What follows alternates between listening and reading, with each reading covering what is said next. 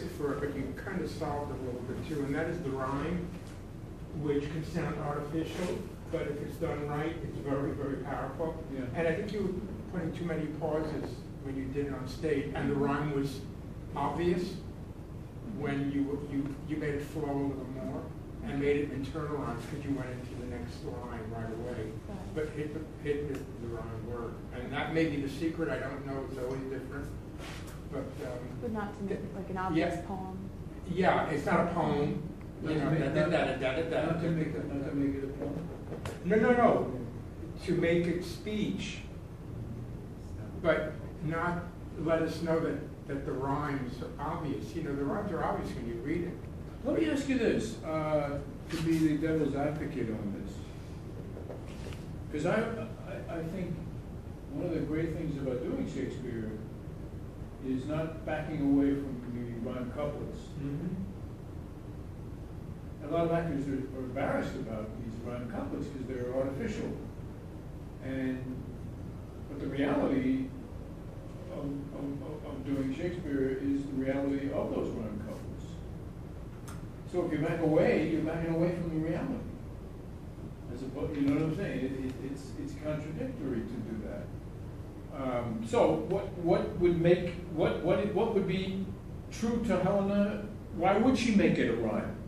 You see, that's how I would look at it, rather than not be obvious about it. I would say, why would she make it obvious, as opposed to not making it obvious? I think there are reasons why she would actually make it obvious, that the character could make it obvious, you know, in some way, justify it.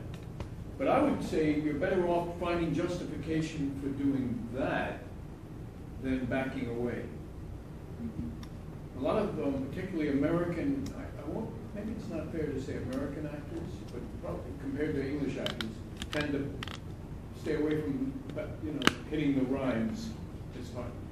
And no, the reality is in getting those rhyme couplets and not being embarrassed about it.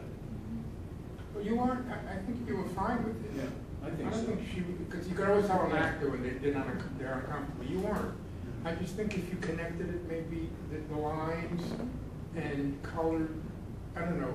It changes at that end part too. Maybe we can talk later. Sorry? It changes the, I don't know, the. I'm going to look at it tonight. Yeah.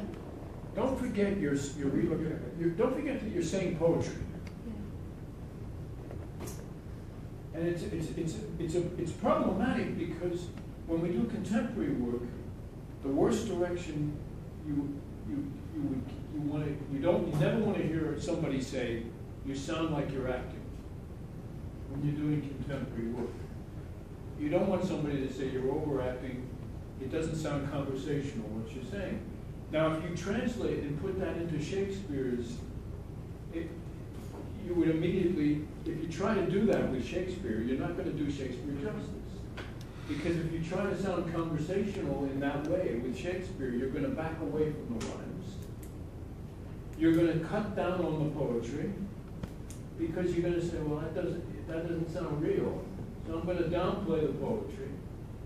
And you're going to be cutting off your own balls, because you're not going to get the reality of what the writer has done.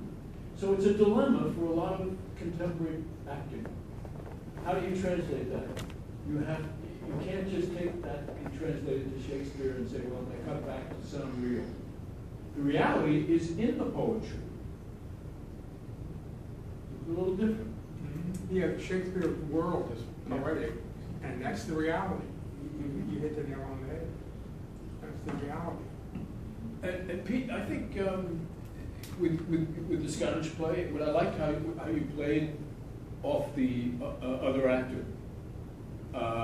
You concentrated on that more than what maybe was going on in Macbeth's world at the moment. I mean, that's okay. You did the exercise, and you played off of that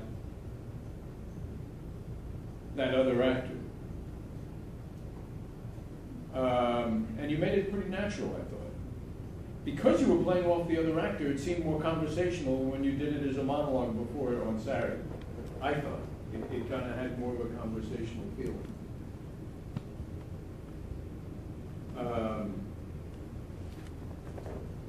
So now how do you translate the exercise into the situation? of what Macbeth is feeling and going through. I don't know, but maybe, who are you acting with? Julie, right? Yeah. So who is Macbeth talking to in reality in the scene? Himself. Is that right? Is he talking to himself? Yes. I'm asking, I'm not answering. Is he talking to himself? That's a major part of it. Who else is he talking It's, yeah, he's thinking it out loud. to? He's thinking out loud. Yeah. Well, then Julie was Macbeth. You were talking to the other part of Macbeth. Okay. And it became a conversation, you know, with yourself. You can't say this, the second line about you should have. Oh, no, it That- starts off, he's talking to Satan. But He's no, talking to he's- Satan. The first line is to himself, I think. The second line is just sort of saying it to Satan. SEYTONC. No, What? the first line, It's in this. the first line, he's talking to Lady Macbeth, who's, as she's departed. He's talking Hey, to her. your timing is terrible. Your timing is terrible. He's talking to her, and she's going. She's in that state of gone and going. And then he looks to him and said, "This is the worst news you can bring." What? You couldn't have picked a better time? Yeah, right. That's essentially. So it's what's kind happening. of towards, the second line is kind of towards Satan, and then he's falling into himself. He's out of air, he's collapsing. You know. And that's kind of where he is at this point. Right. Let's try.